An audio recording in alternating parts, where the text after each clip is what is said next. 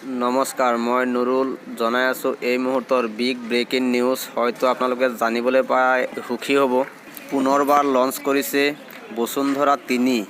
যিহেতু আপোনালোকে সমগ্ৰ অসমবাসীয়ে জানে যে বসুন্ধৰা ১ আৰু বসুন্ধৰা ২ ইতিমধ্যে চলি গৈছে। বসুন্ধৰা ২ৰ কাম কাজ এতিয়াও সম্পূৰ্ণ হোৱাগৈ নাই।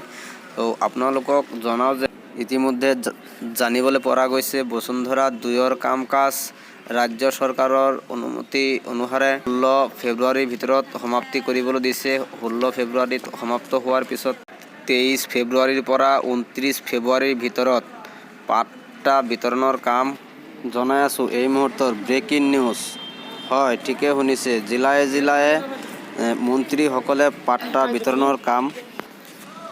হয়, জনাই আছোঁ এই মুহূৰ্তত বিগ ব্ৰেকিং নিউজ। পাট্টা বিতৰণৰ কাম সম্পূৰ্ণ কৰিব 29 ফেব্ৰুৱাৰীৰ ভিতৰত আৰু লগে লগে আৰম্ভ হ'ব বসুন্ধৰা ৩ৰ কাম কাজ। তো বসুন্ধৰা ৩ত হয়তো বসুন্ধৰা ২ বা বসুন্ধৰা ১ত যিসকল লোকৰ কাম সম্পূৰ্ণ হোৱা নাছিল অথবা কিবা অসুবিধাৰ সন্মুখীন হৈছিল, তো সেইসকল লোকৰ বাবে এতিয়া বসুন্ধৰা ৩ লঞ্চ কৰিছে আমাৰ ৰাজ্য চৰকাৰে।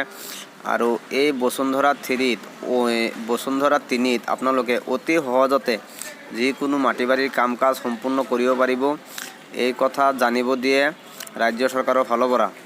আৰু আপোনালোকক জনাওঁ যে আপোনালোকে হয়তো যদি আগে পিছে কোনো কামৰ কাৰণে মণ্ডলৰ পিছত দৌৰি বা অফলাইনত দৌৰি কৰি বা ডকুমেণ্ট জমা কৰোঁতে এতিয়ালৈ ভাগৰি পৰিছে।